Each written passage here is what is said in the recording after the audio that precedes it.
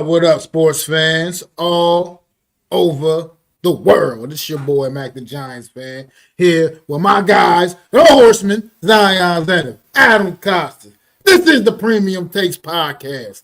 Let's go! Let's get it. Thank you guys so much for being here on a Friday afternoon. That was kind of a lackluster right out the intro, but Mac still did an amazing job on that intro. So that being said, thank you, Mac, for that. Still don't have the graphics for the video yet, but that's soon coming, guys. Probably as preseason wraps up and we get into the regular season. Fear not, you guys will get an intro for Premium Takes. What's good, Diella? Thank you so much for being here, my friend, and what's good for the we got to talk about that. Yeah, obviously we have a lot of stuff to get into this season. That being said, in this episode, mostly we're gonna cover, to be honest with you guys. There's a few things that went around the NFL. So breaking news. I guess we started out for the news segment. Then we'll probably get into recapping the first ever 2-night event for SummerSlam. I didn't watch it myself, but I know the boys probably did, and they probably have some conversations they want to get into that. So probably good little segment on the WWE, and then we'll just straight talk football, talk about the preseason matchups, what's going on right now, talk about the matchup tomorrow with the Buffalo Bills, talk about the overall upcoming hype for the season, maybe get into the depth chart a bit. I know the boys probably covered that on Wednesday's edition of the NFC East Roundup, but we'll probably get into it a little bit here on this show as well. That being said, though, I'm gonna open it up to. Before I open it up to you guys, I have to probably let's just start with breaking news. Early on this week, Rashad Slater went down for the season. George's, I believe he's a guard. One of the efficient, one of the left tackle. Left tackle, thank you. One of the premier left tackles inside the top 5. Some people would probably even put him at 3.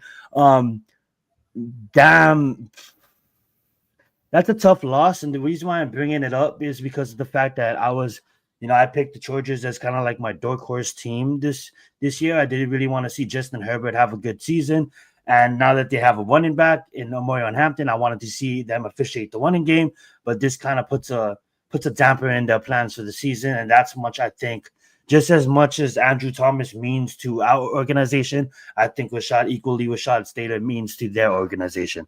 That being said, I know we have Chris Godwin still dealing with some banged up things. We have Brandon Ayuk, but I think this one, out of all the injuries I heard of, kind of plagues the Chargers more than most teams. What you guys thought on the Chargers losing Rashad Slater, a piece like that for the season? And we'll get into the WWE after that. Go ahead, Mac.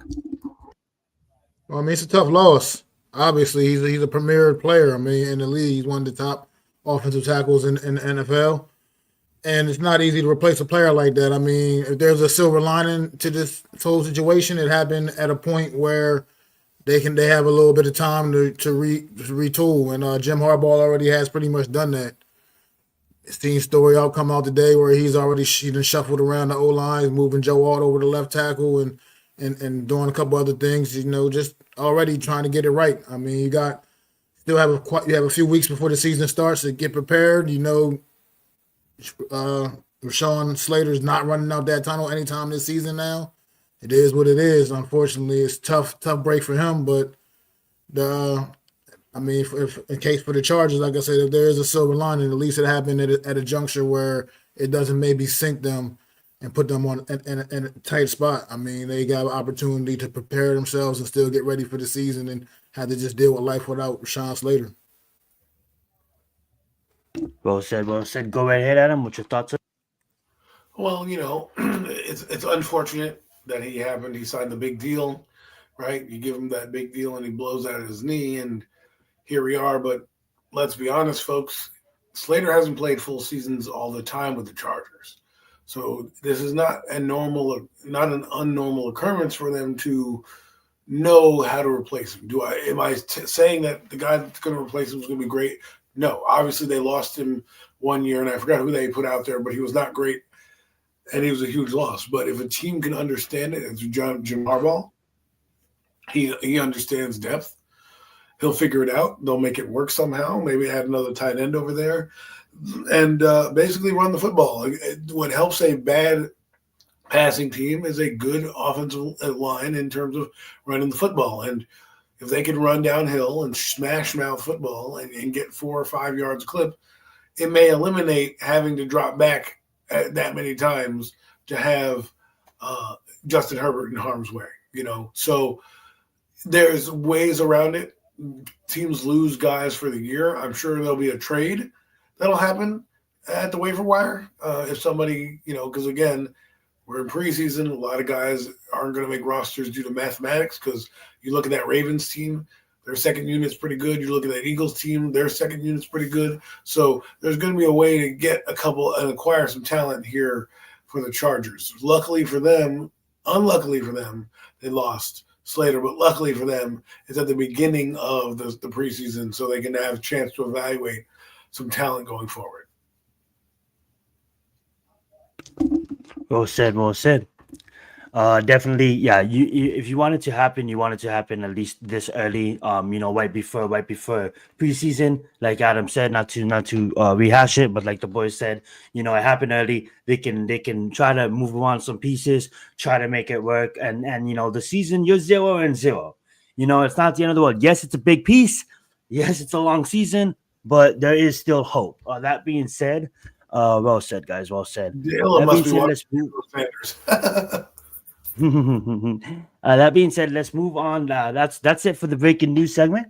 Let's move on to the first subject at hand, and that is gonna be recapping WrestleMania. I know you guys probably watched it. SummerSlam. Sorry, why did I say WrestleMania? SummerSlam. First time, I believe it was a 2-night event, and it did happen in the Big Apple at the Giants' home in MetLife Stadium. What you guys think of SummerSlam? Let's recap it. Sorry, I didn't mean to. Let's just delete that. Get that off the screen. I'm sorry about that, guys. Go right ahead. Start with you, Adam. Go right ahead. I loved it. I thought there was some. I thought it was great. I do believe you don't need 2 nights. I think the first night was a little drawn out. But you did have. I think you had the match of the year with the CM Punk and Gunther match. Not to mention Seth freaking Rollins. Hats off to you, my friend, because the way it looked on TV, I did not think he was coming back. And it's hard to fake an injury, but if there's anybody who could have done it, it was Seth Rollins. So fantastic. I respect Seth Rollins. I think he doesn't get enough credit. I think he's the Roman Reigns. Like, I think everyone talks about the GOAT of our era. I think it's Seth Rollins, if you want to really, go band for band, because Seth Rollins didn't have a faction getting all his stuff, right? He does way. He's almost like Eddie Guerrero. He lies, he cheats, he steals to get his way, and it was very interesting to see him do that. And I feel for Punk. I'm glad that Punk won, but he's going to get that title back at some point. They're just setting him up. They're just setting this up for a bigger stage, like the Royal Rumble or possible WrestleMania rematch or something like that. But CM Punk is going to get his. He's going to get his revenge. He showed why he's CM Punk. He showed why they deserve to put the title on him, even though he's older. And Gunther is one of the best as well. So great match. I think Naomi proved that she can be a main eventer by retaining the title.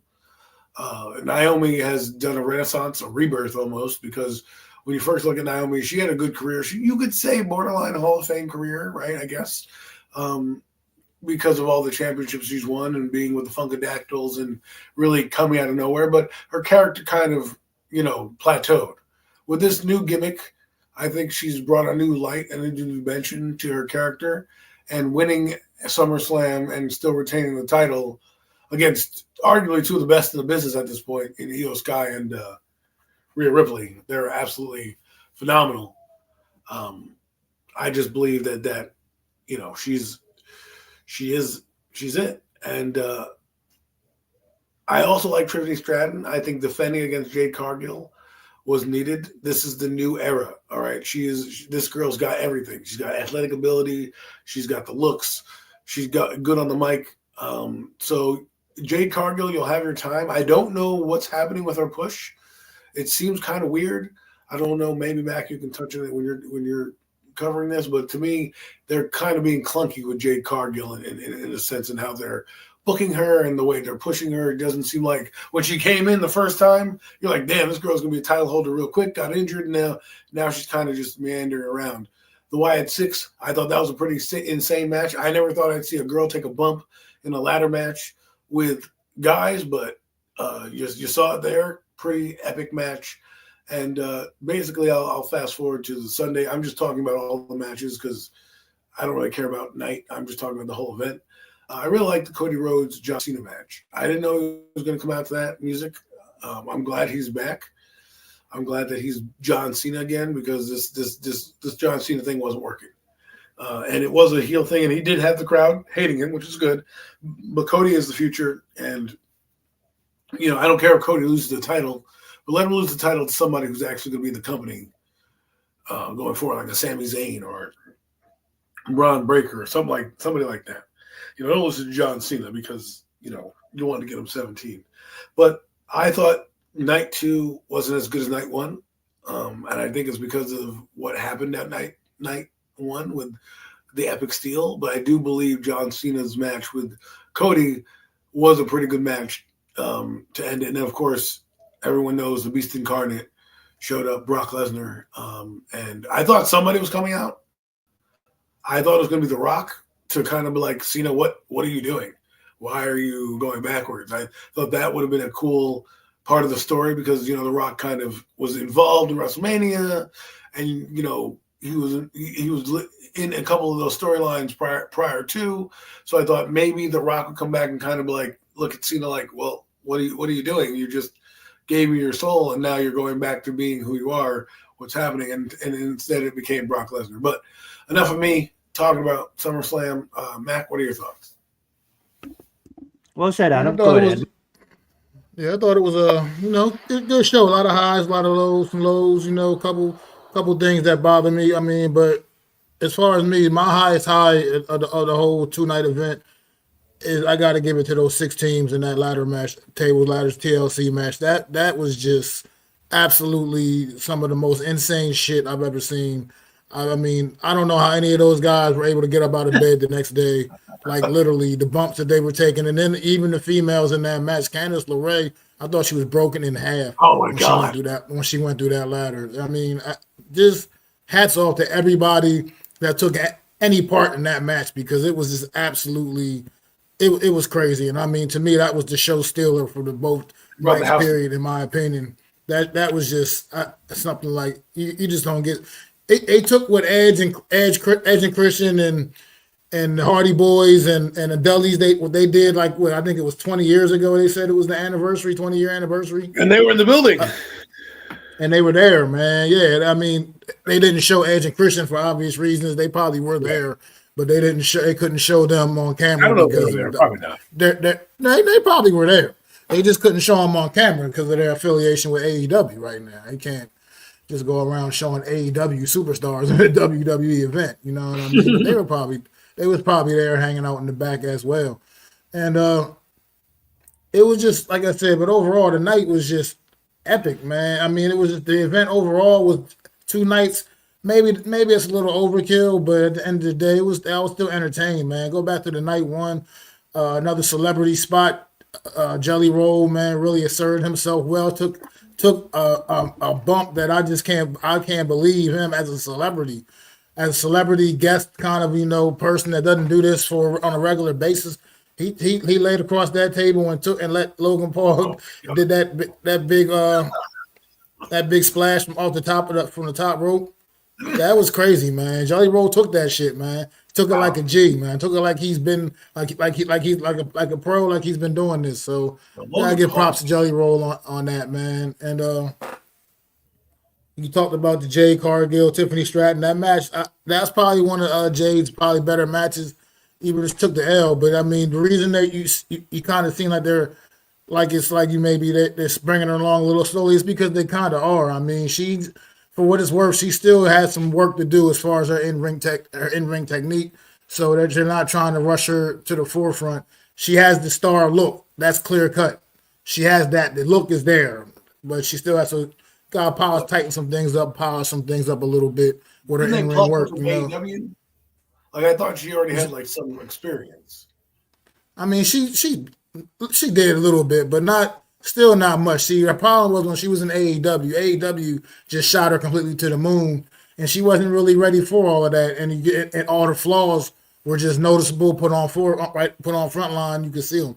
WWE bringing her along a little bit slow, even though she's already kind of in the female main event picture, but they're still bringing her along a little slower, just trying to make sure, polish her up and make sure when it's her opportunity, when it's their time, they want to push her all the way to the top of the women's division, that she's truly ready. And yeah, like I said, one of my biggest disappointments of the two nights, I will tell you, Solo Sikoa, Jacob Fatu, and that steel cage, that had to be one of the absolute most abysmal steel cage matches I've ever seen. And I had such high expectations for that match, and I was so disappointed because it was just god awful terrible, man. That was that steel cage match wasn't even worthy of a Monday Night Raw, let alone a PLE. That was just absolutely terrible, and it's disappointing because Jacob Fatu is one of your hottest superstars in the company right now, and the fact that you have him in this match where he not only doesn't win his title back, but the match just didn't deliver on any level. But I'm bouncing all over the place too. I'm not really caring about which night one, night two, whatever. But I'm just started to show off night one. Roman and Jey Uso, taking on Braun Breaker and Bronson Reed, Big Bronson Reed. Yeah, it was a solid match and all, but at the end of the day, I'm not sure what the result really did for you would think right now in this situation. Because clearly Bronson Reed's a guy. I mean, Bronson Reed too also potentially is a guy, but Braun Breaker is definitely a guy that they're pushing to be the next big thing, next big deal. And it just feels like, taking that L on a PLE like this is a moment for them to give those guys a really big moment. Roman Reigns doesn't need any more big moments. Jey Uso's been the hot thing for the last year plus. You know what I mean? So no big deal there. These are guys that aren't going anywhere, so there wasn't no need to give Roman and Jay that W there. So I take away that from that match. Still a solid match overall, but and then the two main events on both nights. Let's hit them real quick. Seth Rollins cashing in on CM Punk after he wins the title, wins his first title since he's coming back to WWE, and just like that in a minute, just within a minute or so. Loses it all right there. Seth Rollins comes out with the almighty swerve, and it was just dope. Seth Rollins now with two of the absolute most epic cash-ins in the history of the Money in the Bank briefcase, and then John Cena worth winning. And then you think it worth winning. And then John Cena and Cody Rhodes, man. Woo!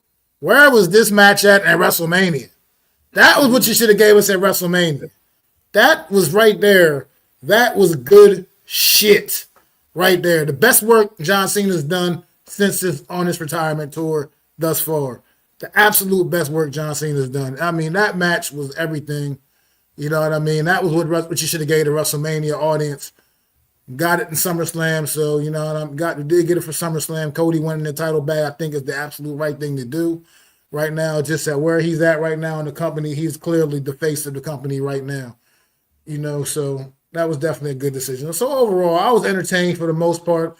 Like I said, had a few low moments for me, but for the most part, I was entertained with the two-night SummerSlam, and like I said, that TLC match though, nothing to me, nothing took my breath away the way that match did. That was still the highest of the highs for me personally on both nights. I think that was the absolute show stealer.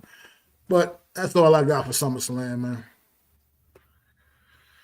Well said. What's Well going said. on, no Mets? No Mets in the building as well.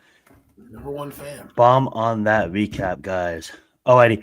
So this should have been a part of the breaking news segment, but I mean, let's talk about it. It's always an open conversation on this platform that is Premium Takes. And as we move forward to a more digital era, there was a time where NFL games used to be free, but now we're moving into a time of streaming services.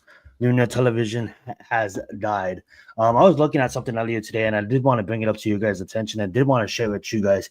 If you guys haven't know, I'm bringing it up, but this is not it. But this is on to that subject that we want to talk about here. I don't know if you guys knew this, but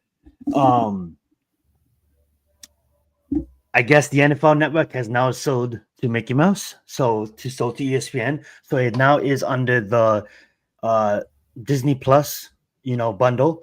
So we'll probably start getting Red Zone on Disney Plus or on ESPN. So Mickey Mouse did buy the NFL, and now I wanted to bring up this short, guys. So look what it's gonna cost. So the WWE also. Yeah, WWE. Thank you for bringing up too. So the WWE and the NFL at the same time, exactly, sold to ESPN, world leader in sports, and you're gonna start to see some WWE contact also too on ESPN or Disney Plus. That being said, the cost to watch all games this season, guys, if you guys want to watch every single NFL game, it's gonna cost you about $1,200. Now, I just wanted to bring that up to you guys because when Roger Goodell talked about this, he basically said that I believe the question was posed like, you guys are competing with all these different leagues, and he was almost taken back by it. He's like, we're not competing with we're not competing with the NBA, we're not competing with the MLB. You go look at their numbers; they don't pull as much as we do. There's actually a chart out there that the UFL pulls more numbers than the NBA, than the NHL, than some of these major leagues. It's ridiculous. Now the NBA rises. They have no fans. Obviously, but that being said, though, the NFL is going to cost you $1,200 to watch every single NFL game this season if you want to go the legal route, and hopefully you do. Don't break any laws, guys. That being said, though, Roger Goodell came out and this is what stood out to me. He said, "We're not competing with these other leagues. Obviously we already passed them, and it's by the millions. The NFL annually probably pulls at least about 17 million people probably watches the games on Sundays. They sold 17 games to Amazon for $2 billion. Check out that IP there. They sold one game to Netflix for thousands or hundreds of thousands of dollars or millions of dollars. So that being said, though, he said we're not competing with the other leagues. We're competing with the tech companies, Apple and Google. So for Roger to come out and say that, it just shows you how dominant, how powerful the NFL is. And for not to age you guys, but for you guys to see NFL used to always be free, and now all these different services you're gonna have to subscribe to watch every single game if you want to. How do you guys feel about that? And let's just talk about this for the next 2 to 3 minutes. Go right ahead, Adam, and then pass it over to Mac. Wait, go ahead, Mac, and then pass it over to Adam. I'm sorry. Look, I don't feel any type of way about it. Let's face it. I already got most of this shit anyway. I was paying for it before the NFL was on there, and I'm still going to be paying for it any damn way. It doesn't really make no difference to me. I mean, it's just going to be no indifference on my life. I'm going to be able to still watch any damn game I feel like watching when I want to watch it. That's just what it is. I mean, even if it's not on one of them, there's always ways. We know there's ways around everything. So, look, I'm not really sweating it, man. I guess I'll pose the question to you guys then is how do you feel like, growing up and just seeing, you go back to cable. The evolution of basically TV, and now to see all these different, you can go on Amazon and watch the game, and you can pull up the stats, and you have fantasy on the side. How does that make you feel, just seeing the evolution of the game, of what it was and now what it has become? It's almost it's big. But go ahead. I'm sorry to interrupt, Adam. I mean, Mac. Oh no! And if you're done, go right ahead, Adam. I ain't got nothing else, man. It's not really gonna be no change for me. Love that. Go right ahead, Adam. To me, it's I've got some of these platforms, but I'm no saint. I'll figure out a way, to see what I need to see when I see it, because I'm not going to pay for something that comes down free. Now, you're not going to pay if you're in a local area. So if you like the New York Giants and you live in New York, you're going to be able to watch every Giant game. But if you want to watch Red Zone, that's not going to happen. This deal doesn't take effect until 2026, basically, when they get everything on board. I knew it was going to this way when Amazon TV happened. But it's kind of interesting that NFL Network is being purchased for them, because remember, ESPN basically has built a separate show almost in the NFL Live show, right? So to acquire NFL, they talk like NFL all day, basically, from top to bottom. So why not do it with the NFL Network? You took Peter Schrager, who was the leading man in Good Morning Football, and you brought him over. Guess what? Now everybody works for him. So Peter Schrager didn't go that far. So he can probably go back to Good Morning Football if he wants to, now that they acquire that show. Again, to me, we're in the content age. That's where we are in our services. You can get TV anywhere. And soon some people are just going to buy cable or find the free services. I mean, advertisers, you paid for these platforms for no commercials. Now there's going to be commercials everywhere, because these advertisers are going to pay for your spot, because they know you're guaranteed to watch, right? Because most people have Amazon Prime because they use Amazon Prime, right? Because they're using it for just whatever they're using it for. People have Paramount Plus because it's got all the other shows and HBO Max and things. Most people have Netflix. I will not pay $22.99 for Netflix. They can go kiss my black ass on that one. And NFL Sunday Ticket, you can also purchase through YouTube TV and Fubo TV and all these other things, right? So people knew. I mean, DirecTV I'm surprised DirecTV is still around, or Sunday Ticket, but Sunday Ticket kind of changed the game, right? Because when they first came out on DirecTV, when I was a kid, I was like, I can't move out of the area because I'll never see Giant games. And I can't afford DirecTV. But once I get my own house and I get DirecTV, I'll be able to move anywhere. And now I don't have to do a damn thing. I can watch the Giants on fucking the moon right now. You can watch them on the beach in Puerto Rico or wherever you're at. You know what I'm saying? And I wasn't able to do that before. Now I can take the phone right into the bathroom with me and not miss a goddamn second of anything. So I think I don't know if Verizon customers know this, not to interrupt, but if you're a Verizon customer, I don't work for them no more, so this is not a Verizon plug, but I believe you get mobile for free. So you can watch any primetime game on the road on your phone for free. Well, the reason why the NBA is less product sucks. Not because the product in the NBA is not as good as it once was, and that's why it fails. The NFL is built on gambling. It's built on parity, and the NFL works like that. Look how many teams go from worst to first. Look at the Commanders, right? They went from 4-13 to 12-5 in the NFC Championship game. Nobody would have had that on their bingo card last year, but it happened, right? So, it is what it is to be. G Nation in the house as well. It is what it is to be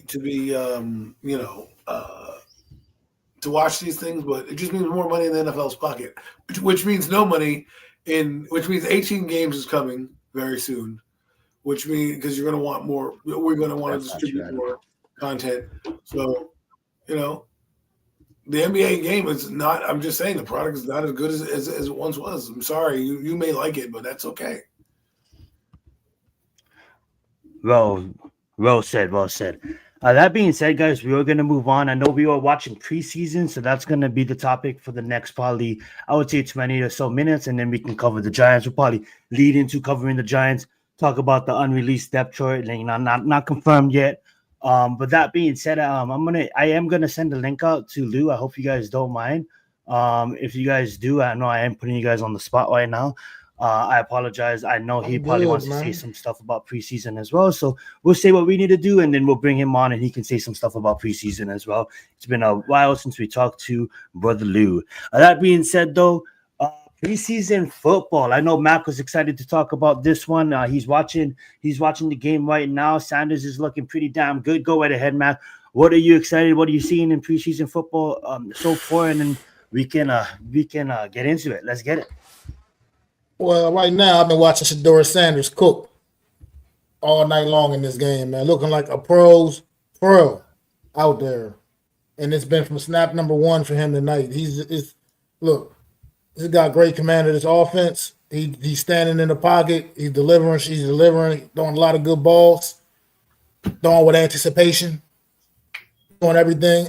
He's checking all the boxes. He's checking all the boxes. Does he look like a 5th-round pick?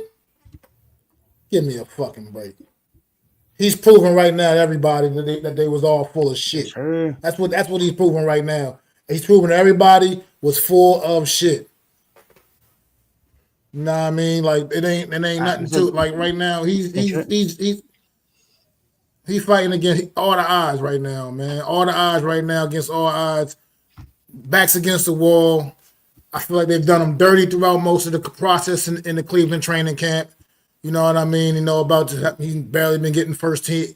He barely got any first team reps the whole entire time through spring and summer. Come on, man. This kid right now looks like the truth, man. That's just a fact. And what he's done tonight, he's been very impressive tonight. Through two big touchdown passes on the night. You can't speak more for what he's done, man. It's been an awesome display. And I'm gonna tell you what, he's putting all the other rookie quarterbacks on notice. We gotta look at Jalen Milroe last night, one of the guys drafted ahead of Shador Sanders. He wasn't terrible by no means. He wasn't terrible, but at the end of the day, he wasn't. He didn't impress me like what Shador Sanders is impressing me right now. And we get to see a bunch of the other guys tomorrow. Jackson Dart, Tyler Show, and I don't even remember who the hell else at this point. I can't. Dylan Gabriel's on his own on his team. We ain't got a chance to see him yet. So he's putting everybody. He's putting the rookie class on notice right now, and he's put on a display tonight. Overall, it's been an overall solid performance for his guy making his NFL debut. Well, that is that's what's going to be talked about. Fifth round pick. How many teams passed on him? His story is one that we're going to follow for most of the year. The Browns do have a quarterback. I don't think Joe Flacco should be starting, but they're probably going to start him. Kenny Pickett should be, a gym teacher somewhere. Sorry, Kenny.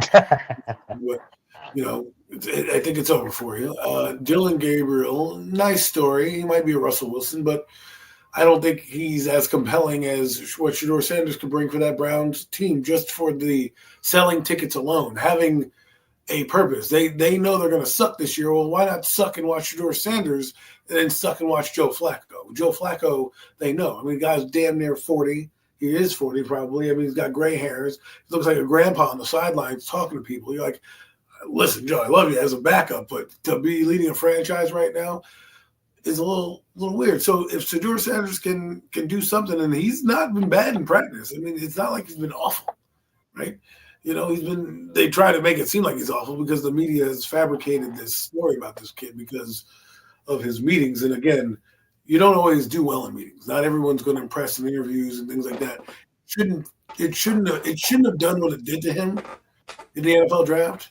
I think the NFL was being spiteful to a certain extent and kind of poo-pooing Deion Sanders and whatnot. But there's something that was disconnectedly wrong. And clearly he played well enough in college to break records, right? To lead a franchise, lead a program that was rudderless. I mean, nobody knew about Colorado until he went there. Nobody. I mean, we remember Colorado for Cordell Stewart back years ago, right? Nobody else really has come out of that college since that you can be like, oh, yeah, that was a Colorado player. And now you got two of them that should have been top 10 picks. And we have one of them that got maligned. So, I'm going to keep an eye out for him. I hope he does well in the Browns. I think he went to a shitty situation. But hopefully he just led another touchdown drive. Yes, he did. There you go. And they ain't got no quarterback. Another touchdown drive. Not tempted by fire, my friend. That's what's going to happen. You ain't got no quarterback. This is the funniest thing, right? Everybody's out. Joe Flacco's out. Kenny Pickett, who knows what the fuck he's doing, right? Dylan Gabriel is tightness in his hamstring. You got Tyler Huntley, who. Well, Kenny Pickett's injured too, though. Kenny Pickett's injured too. Nobody cares about that guy. Like, let's be honest. Just saying for the people, just giving the facts for the people. I don't think he's the NFL quarterback too. I mean, he could have been. You could have told me he was at the unemployment office. I would have believed you, okay? Because that guy, that's what he's going to be at the end of this anyway. You know what, Adam? Start respecting these people. They work their ass off to get into the league. But continue. No, hey, he's entitled to his opinion. If he wants to call the guy absolutely. Unemployed guy, then so be it. Shit, I respect getting into the NFL. That doesn't make you good just because you made it. They got to do something. That's true. You made it in the highest league to be the worst player in the highest league, which means you're going to be the best player in the UFL. Great, good job. Go try it out in the UFL. Real quick too, on his last drive, he just let another touchdown drive.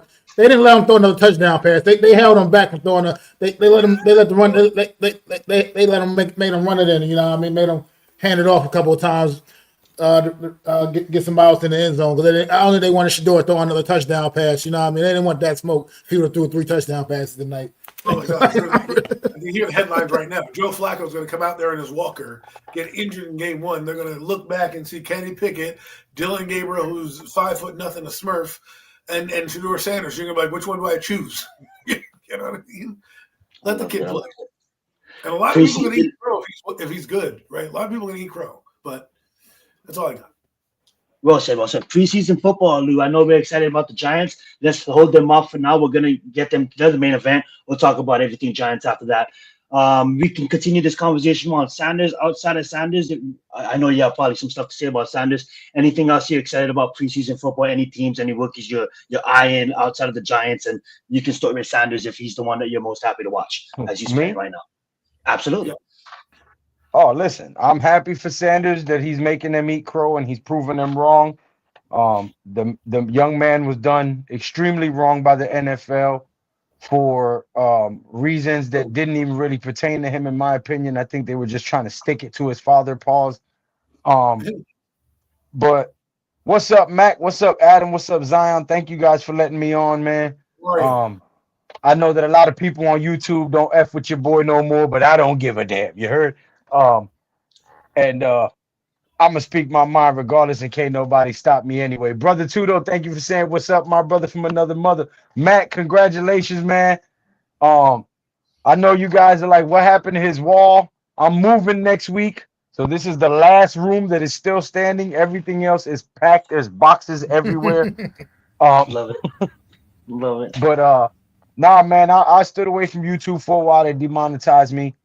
And so I just got eligible for monetization again. So I'm going to start grinding again because I didn't feel like making videos so that they can make AdSense off of me for free. Hell with that. So now that I'm eligible to monetize again, I'll crank it back up and keep it moving. But I'm not into working for free and making somebody else money. Scratch that shit. But with that being said, I'm excited about the New York Giants defense, man. Darius Alexander, Dexter Lawrence, Brian Burns, Kayvon Thibodeau, and of course, Abdul Carter. Elijah Chapman struggling to find a place on this line, but I think he'll still end up on the 53-man roster. That front defensive line looks scary on paper. They finally got Dexter Lawrence some help.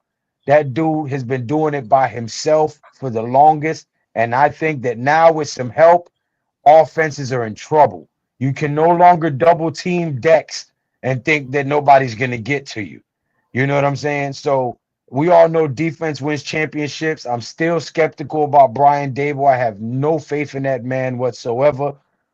But I will say this. I hope Russell Wilson balls out this year. This is the only year he has with us.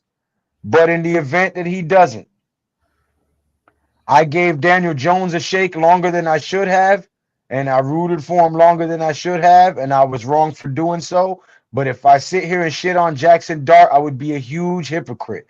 So I'm going to pull for Jackson Dart the same way I pulled for Daniel Jones, even though neither one of them was the guy I wanted on draft day.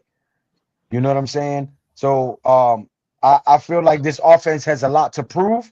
Hopefully they can make a huge statement this year. I'm excited for tomorrow against Buffalo. And what about Pete Carroll's Raiders, man? Yeah, let's talk about that. I told you not to talk about Giants, and then you go on and talk about the Giants. I absolutely love it. We have that You're good. You're good. We just have a whole banner for that. That's gonna be next. But Lou asked him up with the NFL. He's gonna only think of diehard Giant. He only talks about the Giants. I love Well, it. no, But you brought up Pete Carroll. You I'm brought up Pete excited Carroll. for Pete Carroll. Let's touch on Yeah. that.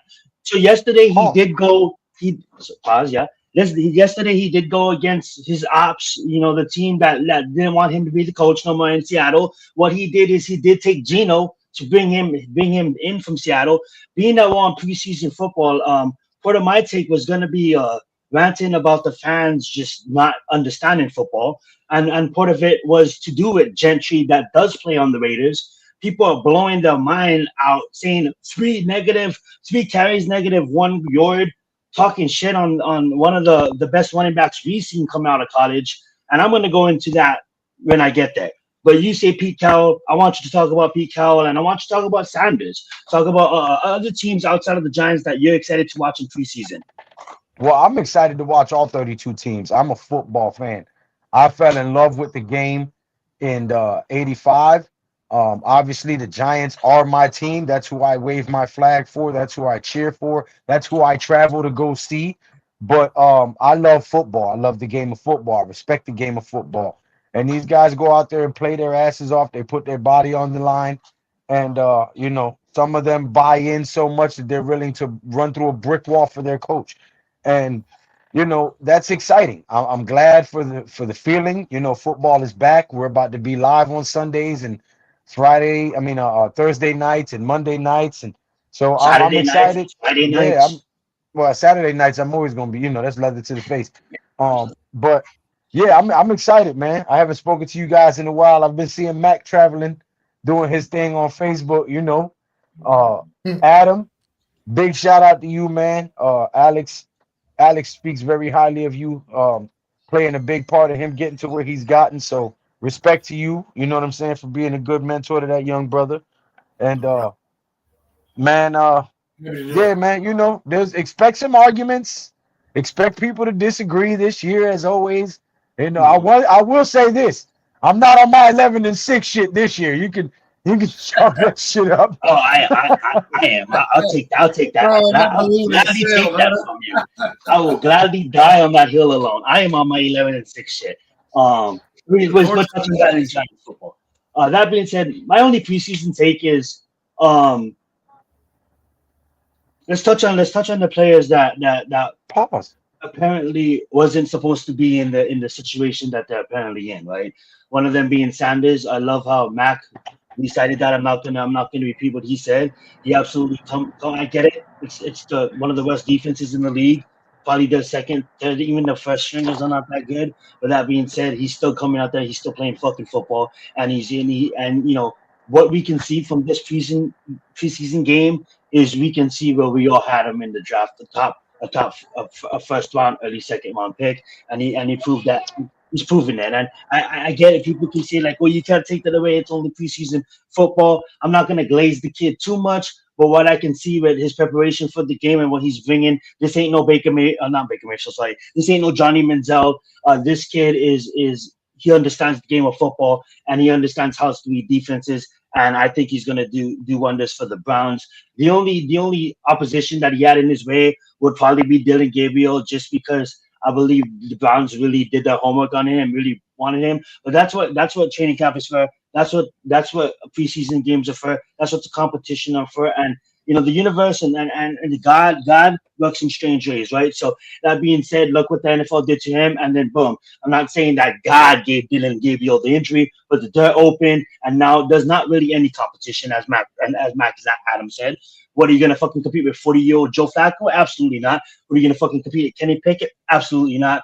I honestly think if he keeps on playing the way he's playing, the job is his. Week 1, the Browns are probably not gonna come out and say it immediately, but maybe in the depth chart, we keep an eye on that date. I could see Sanders being the number 1 starter. Going into a lot of people overreacting on these rookies not performing in their first ever preseason game. You guys need to relax. I think a lot of these young fans and a lot of these immature fans, and even some fans are like 50, they're still immature and they still don't know. They still watch football when they're watching the game, and they still watch the ball when they're watching the game, and they don't look at anything else.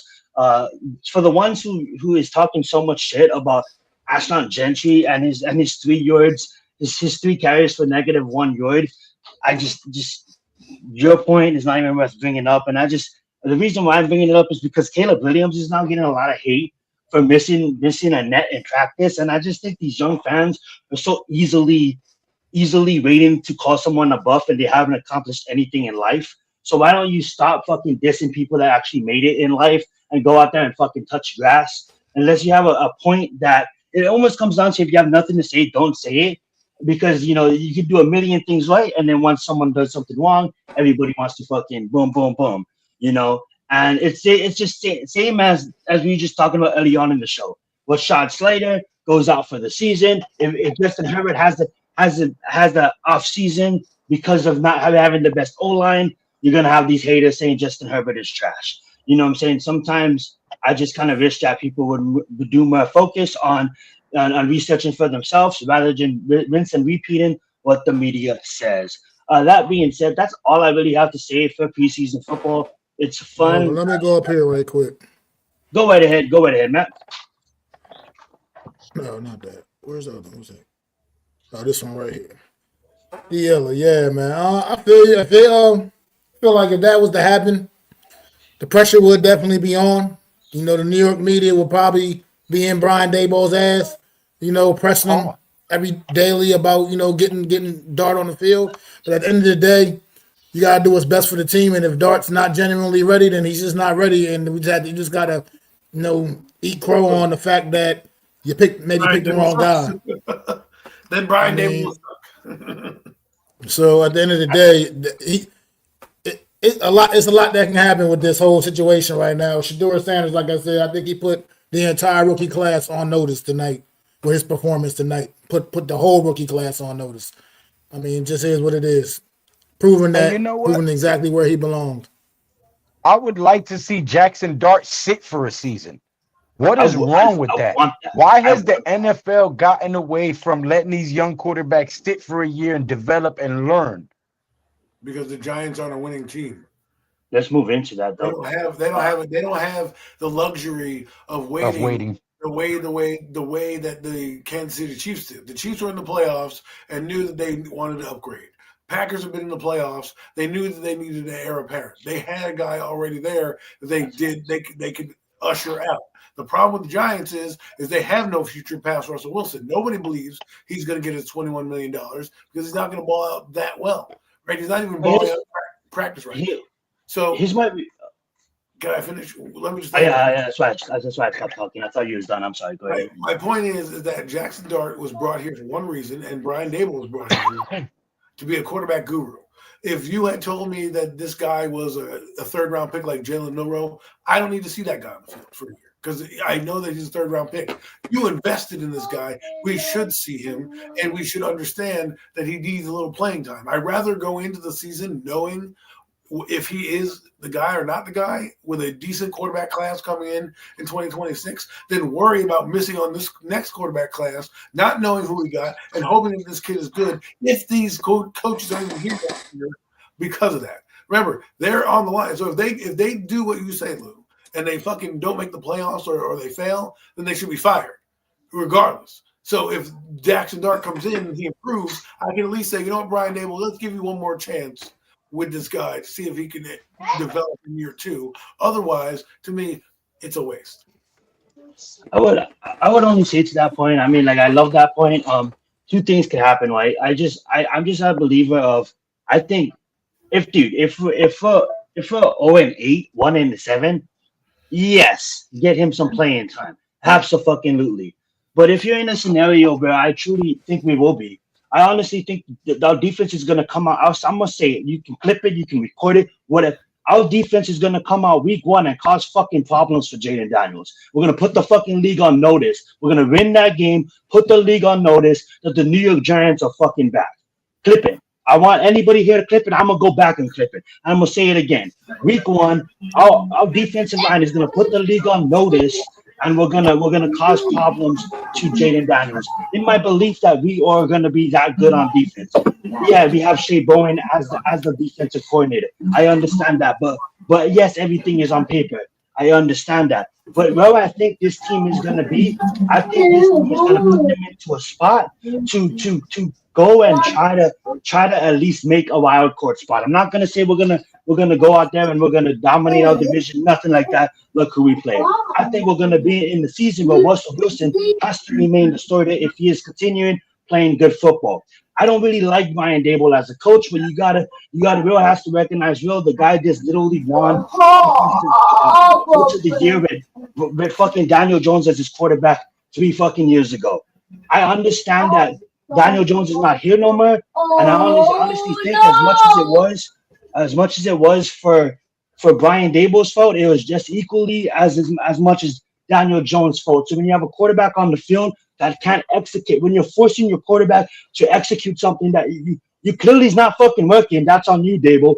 But you keep on trying. That's yes, it's on Dable, but it's also on Daniel Jones. I think you have a veteran quarterback now who can tell Dan, right, stop it, I got this. Russell Wilson will speak up. Russell Wilson will audible out of the place. He doesn't think Russell Wilson is gonna second judge Brian Dable. They're gonna communicate like a partnership, and we're gonna go out there and if you look at last year, I did a lot of research.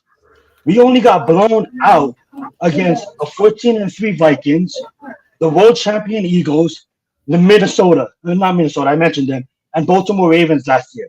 With Tampa Bay, who the fuck was starting that quarterback, and our roster was depleted. Andrew Thomas was injured, so I don't really count that Tampa Bay game.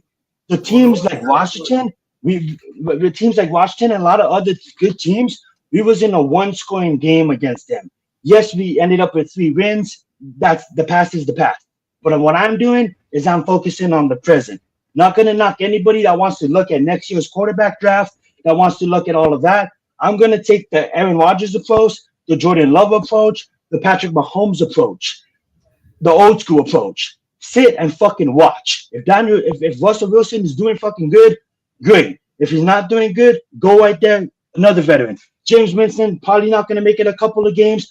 Go right ahead. I think Jackson Dart, I'm going to wrap it up. I'm going to let Mac and Lou get the points on this. Jackson Dart, I want to see him throughout the whole fucking preseason. I want to get as much tape as I can on him. And yes, later on in the season, if we're in a mix, maybe we're blowing out a shitty team. Come on, hypothetically, with the New York Giants, are we ever going to blow out anybody? But wishful thinking, then you put him in there. I look at next year's quarterback draft, and I'm going to pull up an image just to end my point. And I wanted to have this as its own take. But I'm gonna put it up. I'm gonna put it up now, and I'll just make it a part of my take, and then I'll let Mac and Lou get some words in, and of course you as well, Adam.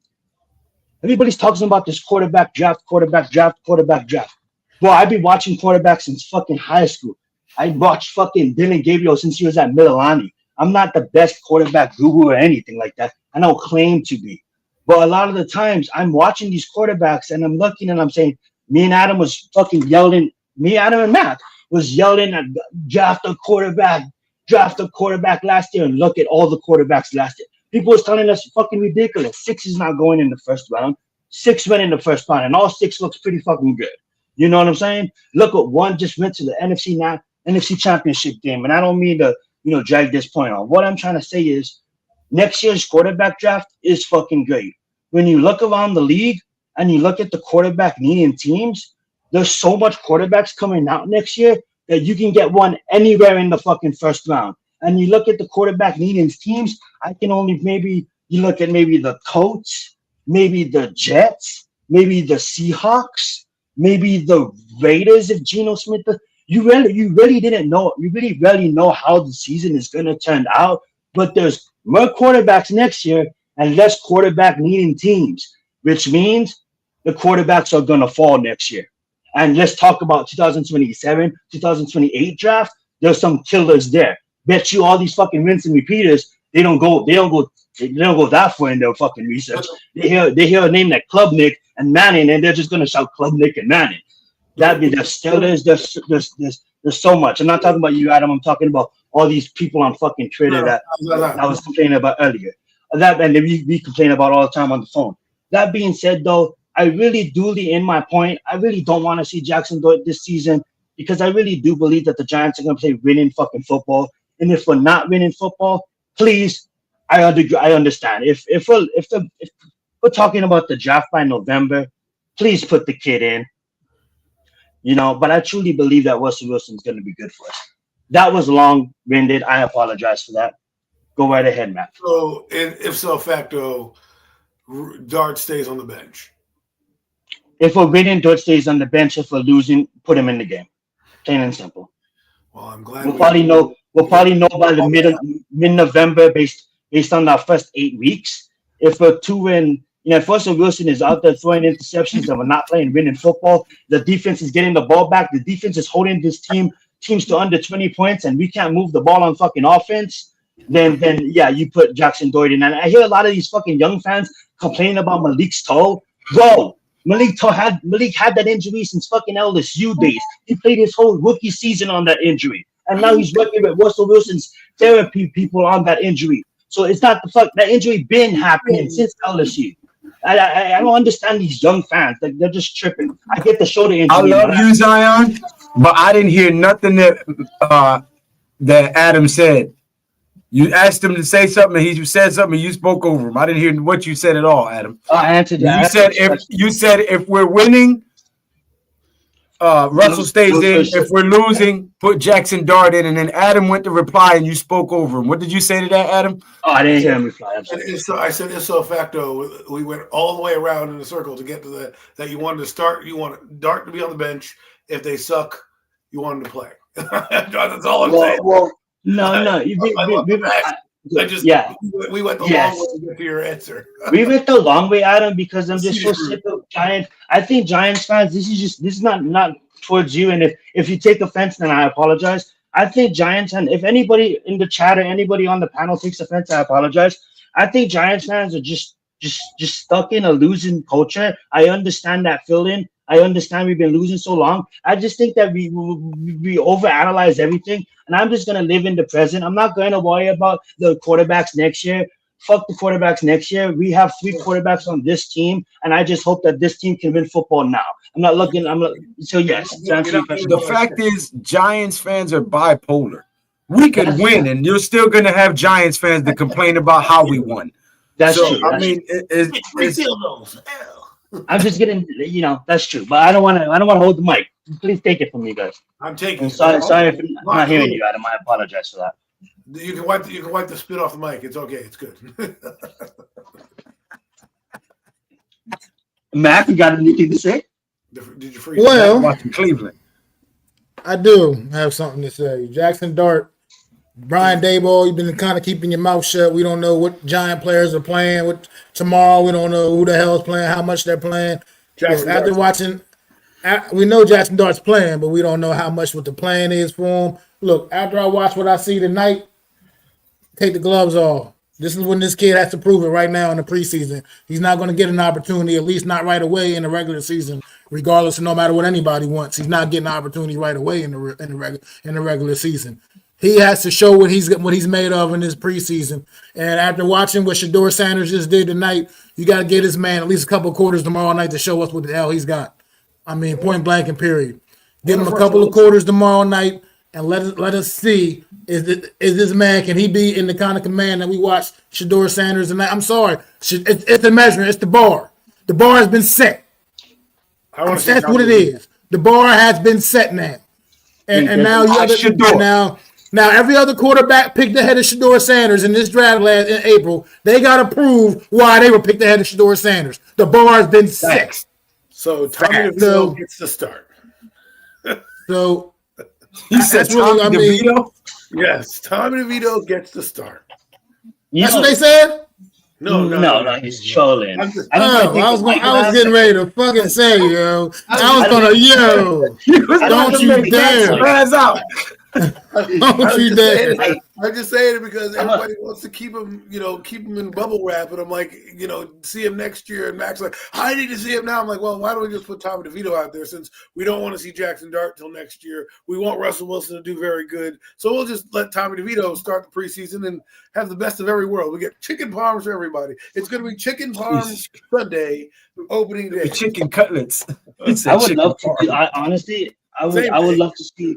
I would love to see Jameis Winston take the first two drives Jackson Dort come in probably the middle of the first quarter, play the whole second quarter, and start the third quarter so he can get the fill in, and then have Tommy finish the third quarter and the fourth quarter. I think that's the breakdown.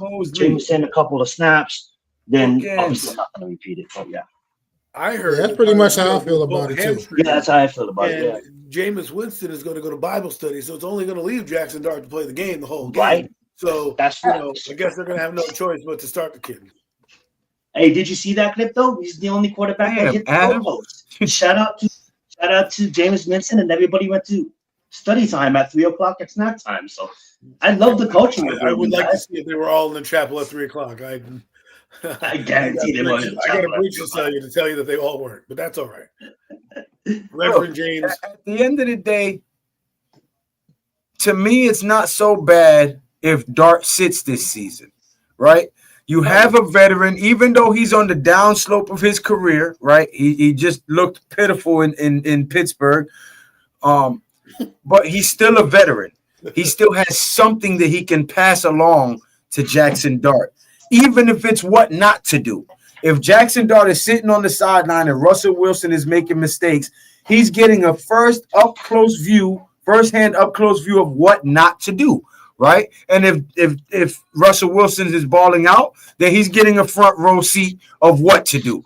So I think either way that it plays out, it's best to let him sit, develop, and grow. You have Russell Wilson, you have Jameis Winston, who is a good team guy, good morale guy, good character guy, not very consistent. He's kind of on, off, but he does have a lot to pass along to a young quarterback who's just coming in to a professional phase of his career and has a lot to learn, because the game speed is different from college to the NFL, as we all know. Until the game slows down for him, you don't want him getting in there with a bunch of anxious guys who are trying to make a name for themselves in preseason and earn a spot on the roster and get his freaking Achilles torn off or his knee wrecked or a concussion. You don't want to get him to the RG3 phase, right? Remember, RG3 got hurt.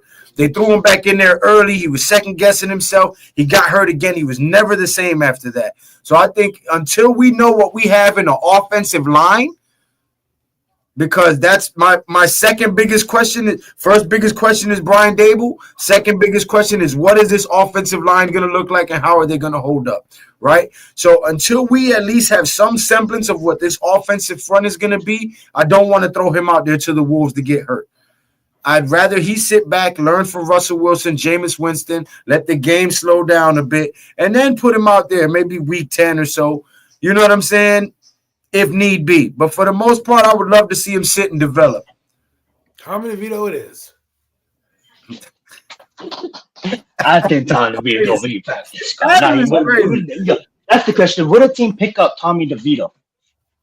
If we drop him, we think we're gonna. Is he eligible for the practice squad? He's not. Yeah, he's not eligible. Yeah, that's right. Sell sandwiches at the local deli. No one's picking him up. Well, look, the preseason, man. This is time to sink or swim. Though you just gotta see what you got, man. You got to. I hear everything. No, Mets. I hear everything you're saying, but you got to see what you got, and the best opportunity to do that is going to be the preseason. Like I said, no matter what's happening, no matter what happens, Russell Wilson will be the starting quarterback for the Giants for the better part of the first half of the season. No matter what, other than barring him getting injured. You know what I mean? He's going to be the starting guy for the. So Jackson Dart simply is not going to be getting that work come September when the season gets started. He's not going to get the same kind of work in. Right now is when he's got to show what he's got, man. He has to. I mean, you got to use the preseason for, if nothing else, you got to use preseason for that. You got to see what you got in Jackson Dart. You got to know. Watches a show called Sticky and Dirty, some dumb show, but they always go, what if? So I'm going to give you my what if Jackson Dart happens to be doing well in practice. Russell Wilson's doing well, but the record doesn't indicate that. And somebody calls a call-in for old Russ, say, hey, you know what? We lost our quarterback. You know, we're here over in Indianapolis. We got a bunch of bums over here. You know, we got Daniel Jones, you know him. Shots fired. We got Anthony Richardson. You guys know him. Riley Leonard. We have no idea. Do you think they would trade Russell Wilson? Because I mean, if they're losing, but he's playing well, and a team that needs a quarterback calls up, I might have to look at it and say, you know what, I'm going to have to give you that opportunity. Because what I don't want to see is if we're losing games and Russell Wilson's in there cooking, but we're still losing, it's time to move on and let the young kid play. But as for one thing, I want Lou wanted to touch on. He's like, Russell Wilson can show him what not to do. They'll just put in the tape of Daniel Jones and be like, don't be that guy. Just don't be him. Christ. DJ did He's this not season. even here no more. Mr. Field Goal. Listen, Mr. Field Goal. what he played last night looked horrible. All Hey, Abel has to do is go. what I'm saying, Mr. Field Goal, the coach. Speaking of RG3, you know who's taking that route? Going there, Daniel Jones, and he ain't even here no more. Yeah. You know what?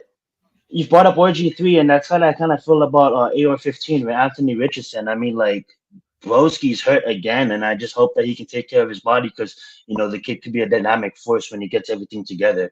But as you can see, doesn't really have much competition out there. I mean, Daniel's not lighting the world on fire or anything. Yeah.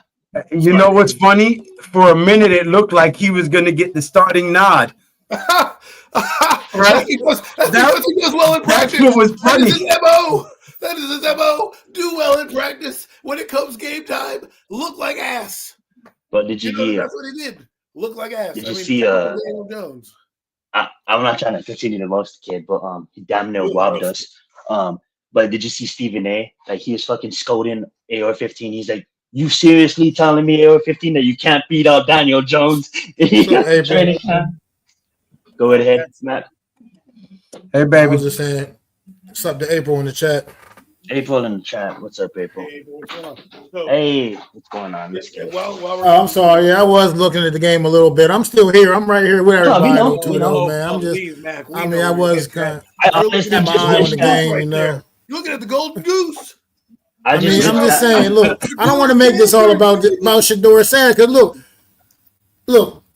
He's looking at the guy we should have drafted. After the way things have been going in the spring and the summer in Cleveland with this in their OTAs and training camp, I didn't think Shedeur Sanders would have had this opportunity tonight anyway, but he did. He did, and like I said, he put the entire rookie quarterback class on notice. I'm just gonna keep saying that they're on notice. You know what also looks good tonight? Well, if I saw him is. And starts the game, but Jackson Dart is put in bubble wrap, so we don't see him. And Shedeur goes off and wins like a rookie of the week, or gets some honors and praise. My goodness, I know you're gonna get so much of Jackson Dart tomorrow. Your dreams will come true tomorrow. Oh my goodness, your dreams will come true, Adam. Jackson Dart's gonna light it up tomorrow because I honestly think he can't play the game of football, but we need to see it. We all think that. I like Jackson Dart. I don't think he's surviving the SEC.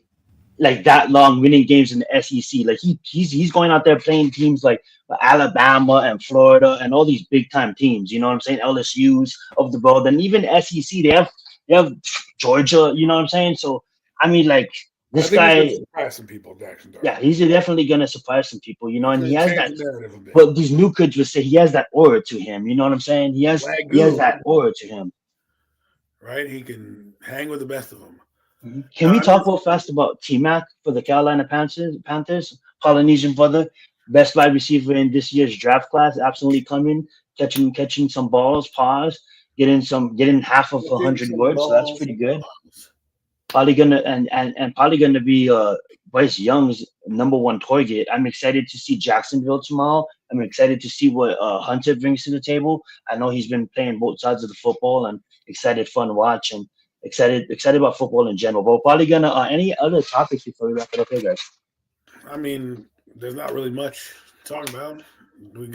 I don't know. Somebody just got hurt against in Atlanta Lions game tonight. They stopped the game. Is it huge? I'm trying to see who it is. Somebody major? Oh, it's probably somebody. A D-back, Maurice Norris said, I don't know who that is, but he's not the team. They stopped the game. They took him off in the ambulance. I don't know, something serious. They put his to the point where they stopped the game. They just ended the game right then and there. Whole fourth quarter, right? Right at the beginning of the fourth quarter. I'm with you, Bookends. I don't think he's trash. I think he's a decent quarterback. I just don't think we should have picked him over Shedeur.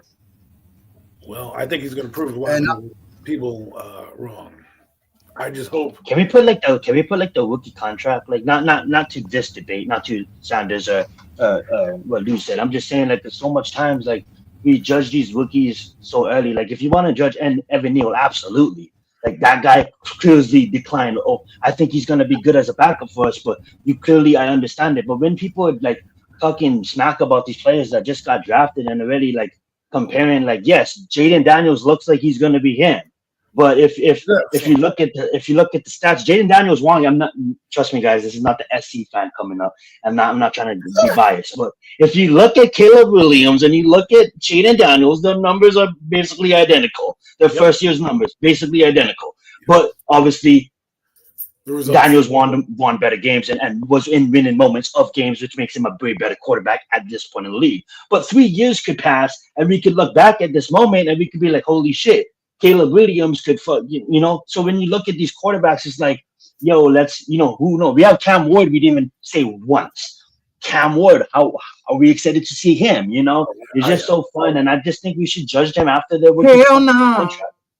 See, but I think what happens is perception becomes reality for people because we have these draft shows that overanalyze everything. Oh, the guy picks his nose with his left hand. He's gonna fucking suck. I mean, that's what they do, And then we get this narrative. Well, I guess my favorite content creator said that he sucks. I think he sucks too, right? Instead of just making your own opinions by going and watching the film. I watched Jackson Dart. I looked at his production. I looked at what he's done. And I'm like, well, how can you hate on this guy if he's played in the SEC? He's young and he's played with a coach who's been in the NFL before. But what we don't like him. You know what I heard coming out of Jackson Dart? He's the next Zach Wilson. I'm like, but how do you know? Just because he came from Utah? So I'm like, every morning it's going to be Zach Wilson. Like, what the fuck are we doing? You know what I'm saying? Like, I don't. I mean, you can't do that. And then you can't draft by the helmet or by the coach because people tell you can't do that when they want the player. But then when they don't want the player, I'm like, Lane Kiffin sucks. But then you weren't saying that 5 minutes ago when you liked a different player from that team, right? Why are we not saying that about Walter Nolan? He played on the same team, didn't play on offense, but he played on that Ole Miss team. But we're not saying, well, Walter Nolan, he's not the greatest D tackle. Like, that's what I'm saying is who the narrative comes by. And a lot of these people aren't doing this for a living. They're doing it by highlights and cliff notes. Because if you really watch film, you won't have a life. You'll be that guy in the basement with the beard that comes out and is like, oh, my God, it's springtime already? Because watching film takes a lot of time, a lot of effort, a lot of details. You got to figure out who did what on the play. So you see an incompletion, but what if what was his assignment? Yeah. What if the receiver ran the wrong route? I mean, Joe Montana said it best. I always use this story. He wanted to get a job for Fox. The guy threw an interception. They're like, why are you not yelling at the quarterback? He goes, I can't. They're like, why not? The quarterback threw an interception. He goes, I don't know if the receiver was supposed to run the route in that play. I don't know what his depth was. I can't just yell about the quarterback throwing the interception because there's multiple facets of the game, right? So we have to give it this thought. We want Jackson Dart because he has the right, I guess, mechanics for the NFL, right? And we're hoping, and the reason why I get optimistic about quarterbacks is because of Brian Dable's reputation. A lot of people think, well, you need to like every quarterback. No, I like that we have a quarterback guru. So yes, if there's a guy out there that I think has some talent, the whole point of bringing in Brian Dable is to get the talent out of that guy. And so if you were to draft somebody down the road like a Jalen Milroe, right, I would want to see him play as well, but I'd be excited because Brian Dable has it, right? Because that's the reputation he has with Josh Allen. That's why I think he needs to play, for the fact that we need to find out if Brian Dable is really this guy or if Josh Allen was a unicorn that helped build Brian Dable's reputation. Because that's what. Well, I can answer that question for you. Ken Dorsey contributed to that, not Brian Dable, but he took all the credit. But anyway, we'll see with Jackson Dart. But people would tell you that Ken Dorsey got fired and he stinks. So where are we now? So my only question is that the reason why I want to see him start, I think he needs to start, is because I need to find out if Brian Dable is a QB guy. Because I know that he's not a good head coach. I know that right now because I look around the league and I see that we still have false start penalties in practice. But meanwhile, the Kansas City Chiefs are not having those procedure penalties, and they're practicing for 2.5 hours in pads. And I'm like, the winning teams are practicing harder, and we have Club Med going on over here where we care about dancing and music and all this. And then the worst part is that guy that you have on the screen, Neighbors, is out a few plays, and the offense struggles. I don't need to hear that because those are the type of things that gives me pause about this team going to do stuff. We brought back the same offense that did nothing, and then when we lost Neighbors last year, we had a horrible trying to score. And Russell Wilson is good, but how good is he, right? And so for me, I just we haven't seen Jalen Hyatt do nothing, so we can't rely on him and Russell to have chemistry. Right. And we don't know what's going to happen because, again, my concern is with Lou. The interior of the offensive line is what scares me, mostly JMS, because, you know, if we're playing some pretty good defensive fronts coming out the gate, right? In a row, yeah. Right, we kind of get a softball in Washington, then it builds up with Dallas, then we have the Chargers, and then we have the Kansas City Chiefs. I don't know how much of a softball that is with Washington. They just got Von Miller too. Right. But what I'm saying is most people are going to look at them and say, and now they got Kinlaw in the middle, and they have Deron Payne, and the one weakness we have on defense that still hasn't been corrected is our run defense. So if there's two major things that I'm worried about this season, is our run defense and up the middle and the offensive front. Yeah, right. Because I think Andrew Thomas, barring an injury, will be good. Jermaine or Luminor, I'm. This is why I'm mad about Joe Shane. We have no depth. And the problem I have right now is, and why do we have Evan Neal still here as a backup? That shit is crazy to me. And go ahead. What doesn't make sense to me is this, though. You're right. None of the guys that we drafted, you can even say, are even serviceable to be backups on this team. So what does that mean? Next year, you're going to have to gut the entire offensive line because Illuminor, if he plays well, is going to need more money. If Runyon's going to be on the last year of his deal, Van Routen is in the retirement home. Okay, and then JMS, we'll find out if he doesn't do well this season. We might be. He's got to take a big step up this year, or that was a wasted draft pick. Right. Do you guys feel like he is going to improve because he has to go against the best DT in the league every single day in practice? No. That's what we should see. Right. The point is, that's the whole point, though. We're not seeing the improvement. That's what I mean about this whole offensive line, this whole thing, this whole summer has been, everybody seems to be concerned about Evan Neal taking Greg Van Roten's spot. How about somebody fucking taking JMS's spot and letting him earn that shit? Because he's not it. He's not it. Well, I mean, I agree. He's sucking ass. He's trash right now. But who's going to be our center in place of him? We don't even have another one. I don't think. Well, that's the failure though. That was a failure on the part of like a Joe Shane. He did some good things this all season, but he didn't address that in any way, shape, or form. He just basically are saying we're going to go in here and we're going to just do it with JMS. His job is still yours, like he's been doing some kind of bang up job. That's the shit that bothers me. I mean, sure, you got a couple other guys that can play the position, like Greg Van Roten can play center. Apparently, Mbo can play a little center if necessary too. But the point, like, it's just to me, I feel like to be our center. Yeah, I feel like JMS has gotten a free pass this summer in comparison. You got Tate Banks out there battling his ass off of Cordell Flott for his giant life. You know what I mean? You got Evan, you got Greg Van Roten. You got Greg Van Roten out here having a battle. You're doing everything you can to hope Evan Neal can take that man's spot. But yet JMS is like, okay, you've been doing great, buddy. Keep it up. We're not going to put anybody in there to really battle you. No, fuck that shit. That's what the problem is. You get your best five out there. You figure it out. You figure out who your best five is, and you get them out there, man. On point blank and period. But here's the problem. If one of them starting five lose that position, guess what you just did? You may have just lit a fire under him to fight harder, practice harder, work harder to win his spot back. And now you have a good group of guys competing for their job. Well, that's how you do it. I agree with you. Here's the other thing, though. The problem that we have right now is if you're still doing musical chairs, now it takes a step back because now we have to relearn the guy next to me. So the issue is that you should know that JMS, there should have been a competition going forward already. That reflects on Joe Shane's drafting, right, and Brian Dable's coaching team. And if you look at the draft right now, somebody put Membo up in the chat, right? I think it was No Mets. He's the only guy right now that's drafted that I'm excited to see on the O-line because I know Azudu is doo-doo, right? I know that Neal is nothing right now. and has to earn a spot. And if he does become a bust, that's going to be a huge blemish. Okay. And then there's no depth behind there. And everybody is on a 1-year deal or less, right? Minus like Runyon and Andrew Thomas. Everybody's either fighting for their lives, but there's no real competition where you're like, oh, this is good. Now you couldn't wait for this, transaction period to happen. But again, then you're trying to force feed a guy who's not been in your offense to now be on your offense and now get chemistry with your 5 guys. And this is where I get worried because we aren't facing – last year we were facing teams we had unknowns, right? The Vikings came off a season we didn't think they were going to be that good, so on and so forth. We're facing Washington, who's looking at us like a road bump to their destination, which is the NFC Championship game or better.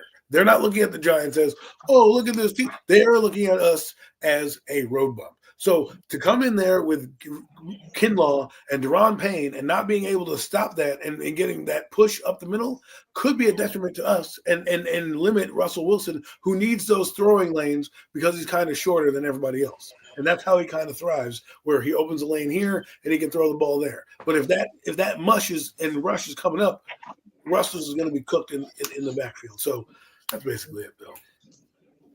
Yes, you're right. AT is injury prone. I would honestly, if Membo showed anything, I would probably trade AT. That's just me, just to get him out of harm's way and get something for him, because you probably can get at least a second at worst, if not a first, for that guy. Andrew Thomas, you definitely get a first, nothing less. He's one of the best left tackle, if not, he's one of the best left tackles in the NFL. You definitely you're not training nothing less than him. I get it. Yeah, but with his injury history, when he's healthy, you're going to have some pushback on that. Yeah, but that's the point. When he's healthy, yeah, but you ain't been healthy consistently. You always getting hurt. And true, he got injured with the foot problem, but you're in your 5th season now. Like, we need you to, we need consistency out of everybody. That's facts. 2 ankle surgeries, a Liz Frank surgery. Constant lower body injury. That's not good for a heavy set guy. Yeah, who needs to be agile on his feet, especially the left tackle. Well, you know what the best thing about all of this is, guys? We're gonna find out in September. Like the first month, we're gonna know if this is good or not good. For the Giants, the first 4 games, it really does matter. The thing though is you can't judge Andrew Thomas out the gate because he hasn't played football in over a year. So now you're gonna thrust it out there against a fresh team. Like Von Miller may not be what Von Miller is. He got 6 sacks last year. You know what his tackle total was? 13 tackles and 6 sacks. So half your tackles were fucking sacks last year. So my point is this guy's going to come in and he's going to look at Andrew Thomas. And if Andrew Thomas is out of shape, he might take advantage of that guy's cardio, of that guy not being able to press. Remember, he pulled a hamstring chasing down an interception a few years ago. What if he does that because he hasn't stretched out properly? There's a lot of things I'm worried about with Andrew Thomas coming back that concern me against these front fours that we're playing. Like these teams, you got to understand their mindsets coming into games are looking at this team as a 3-14 team. They're not looking at us as this team that we see. Right, we love the defense and all the shiny toys. It all looks good until you put pads on. They don't do shit. Brian Burns supposed to be a double-digit sack guy. He got me 8.5 sacks last year. We paid him $150 million. I need you to be up in the top 10 and top 5 in sacks. You need to be that guy. Dexter Lawrence is top in his position. They absolutely out of the game. It's like Malik Neighbors. They can't stop nothing. They can't move nothing. I feel that point, and I honestly think you're absolutely right on everything. I think you really are gonna know who this football team is early on. I mean, like for me, Andrew Thomas is gonna need some time, but for the offensive line, I think this offense is gonna need to take some time to gel. And I think if this defense doesn't come out week 1 pounding, I think we're in for a long season based on the SOS. It ain't even about gelling, Zion. We have no depth, as Adam said earlier. I understand and the players that we have there are mediocre. Like we don't really have a breakout offensive lineman.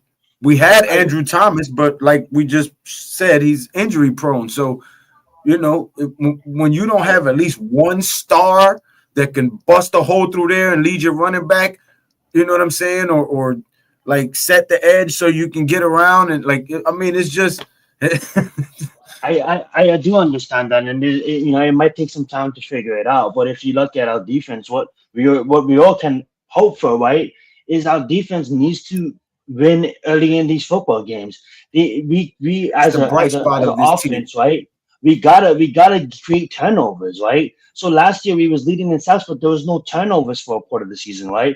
Well, hopefully that Abdul Entire Carter, year, his 6. presence there, Abdul Carter's presence there, you can't double coverage Abdul Carter because what you're gonna leave Dexter open? Absolutely not. You're gonna no. Dexter's gonna demand double coverage. That's gonna make Carter open the rush. Hopefully And Burns, Burns. hopefully Tibbs. You know what I'm saying? And if you look at that, all starts off fun. If you look at what Adebo I get it. Adebo gets beat. But if there's pressure from the front, I pray that our defense as a whole can create turnovers, because if we can't create turnovers, it's going to be an absolutely long season. And if obviously stopping the one really does count, we need to stop the one. But when I it think comes down to Darius the offense, Alexander and Elijah Chapman are going to help very much so in that area. But there here's you the go. thing. If the defense has to play at borderline top 5 for that to happen, and you can't rely on them to be there, what you need to do is they just need to do their job and get the ball back to the offense. What our concern is, though, is that the offense, being What's that the offense going to do with it? Yeah. exactly. But that's what I'm saying. Early on in the season, we're gonna need to kind of lean on our defense. Yeah. And then our offense for now, we're not gonna take moon balls, right? We all can agree that we don't know what this line is gonna offer yet. We're gonna find out a lot tomorrow and throughout the preseason. So and what you're saying is we need pick sixes. We need our defense to score so that if our offense is ineffective, we're at least putting points up the board somehow. Exactly. But not only that is we don't have enough time to go for the moon ball to hide what Russell Wilson really wants to do, right? We're gonna need to, if he's pressured, bro, you have Tracy, you have Scott, like give them the football and let Tracy and Scott work. Let the running backs work, you know. Who's gonna block for him? That's the problem. What we're saying is this: is that while I believe in my defense, there's other defenses I also see that I believe in, that I know can look at our offense and not have trouble. Right? You're looking at the Commanders. Commanders. What is their strength? Their secondary is their strength right now, and they've got guys in the front 7 who can create some problems. Are they great defense? No, but collectively as a group, they're smart, they're sound, they do their job. That's what makes them dangerous, because they're a team. Right? They work together as one cohesive unit. Exactly. Right. So now we're relying on the defense to do this, exhausting them to work extra hard to compensate for our offense. The only problem I'm worried about is if the interior of our offense doesn't block that well, and it is a weakness. Like the thing that you take from practice is how many times something happens, it becomes a trend. The false start penalties are becoming a trend, and the up the middle getting blown up is becoming a trend. And these are the things you hope that during the preseason you can work out. But if during the preseason we see these same issues and JMS is not blocking or holding his blocks long enough, we're still getting beat. These are the things that are going to kill us in games, right? We can't settle for field goals anymore. We have to throw touchdowns. And it's going to be, we have to go to the moon balls to neighbors, because a lot of the teams we play are explosive offenses, and they're going to figure out ways to score. That's just what they do. That's why they're good. That's why they went to the championship game. I mean, Dak Prescott's beaten us his entire career, and he's got George Pickens now. They're going to score fucking points, regardless of how we want to look at Brian Schottenheimer. You got L.A., who's going to score fucking points and play fucking ridiculous for Jim Harbaugh. And then, of course, Mahomes is Mahomes, and that can't see. I'm going to ask you a favor. Be nice to the team. Be optimistic. No. Nothing like that. My lady is a Dallas fan. Oh. So when I'm on here, you can't say things like Dak has beat us for his entire career, because then I got to hear this shit. You know what I'm saying? But here's my point, Adam. I understand that I do truly feel how you feel. But this is the first season that these guys all came in. Like, if you look at the guys we signed in free agencies last year, and you look at the rookie and JMS, they now have a full season together, and they had a full off season together. And yes, it may look sloppy in training camp. I understand that, but there's UFC fighters that look like shit in the gym, like get knocked out in the gym, and then go fight in the cage, and they look outstanding. So I get it, but I'm not gonna. I get what we're seeing. I get what we're seeing in training camp, and I do get your point. But I believe chemistry does matter, right? I believe that the fact that they played a whole season together, we didn't have that last season. We didn't have that in the past 5 seasons. For the first time in a long time, we have an offensive line unit that pretty much played the entire season together. I get it. People got injured and moved in and out. But not only that, they're going against what I truly believe is one of the best D lines in football. So of course they're gonna get penalties. Of course they're gonna look like shit. Look who's fucking rushing them, and that's the way I see it. I could be completely wrong, and maybe by week 5, maybe I am as worried as you, as Giants fans. But for me, I just truly believe that our offensive line is going to hold it together for a veteran quarterback to at least move the football down the football field, because Daniel Jones fucking did it, and now Russell Wilson is the quarterback. You're making my point, right? If we can't even win against our defense, and we know what defense is coming, right? It's not like there's a surprise. You know Bowen's defense from day one, and we're still getting beat. That's the issues that you want to talk about, because then we play fucking Deron Payne and Kinlaw and all these guys. Dan Quinn are going to look at our weakness and be like, shit, But anyways, we got. I feel you. I love that. All right, Mac, Lou, anything else before we end the show? No, I appreciate you guys letting me come in and rock with y'all, man. Thank you very much. Yeah, let's go Giants. Jesus Let's Christ. just see it start to a new, refreshing beginning tomorrow, we hope. And you know what? For what it's worth, I've been sitting here, I've been pumping up Shador all night. Look, at the end of the day, we got Jackson Dart, and I need to hope we need this guy to succeed as Giant fans. We need him to be able to succeed. So I'm rooting for him, rooting for the kid. I mean, obviously, I like his development so far through training camp.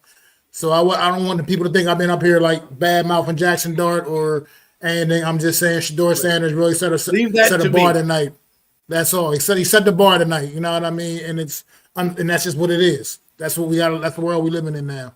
So Mac, Adam said, "Leave that to me." I'm the villain here. Okay, everybody hates me. Okay, Mac, not you. All right. So don't worry about slandering Jackson Dart. If you slander Jackson Dart, no one will care. The one thing I'll say about Jackson Dart, he has blonde hair. Oh my God, Adam hates him. He has blonde hair. He has a mullet. This guy hates him. So don't worry, Mac. I will.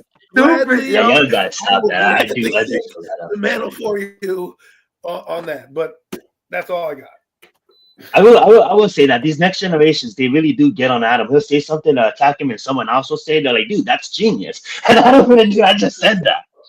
That's crazy. Hey, great show today, guys. And just back over to you. That's all I'm going to say, Matt. Back over to you to end it up. All right, everybody. Thank y'all for coming out. Another edition of the Premium Takes podcast on this Friday night with the Horsemen. Thank you, Lou, for coming on, adding some words of wisdom about the upcoming season for the New York Football Giants. And we'll be back next Friday, y'all. Make sure y'all go to my channel, hit that subscribe, like, support the channel. Don't cost you a damn thing to do so. Go to Adam's channel, do the same thing. Go to Lou's channel at G Nation Sports Inside G Nation Sports, do the same thing. And Zion Zenith channel as well. And also go support the Hardcore Sports Network. A bunch of guys doing a whole lot of content covering everything you need to know in sports, man. So we'll be back next Friday night. Throw them fours up for our guy, NYG. Jeffy T, always with us, baby. Always here, man. We still love you, Jeff, man.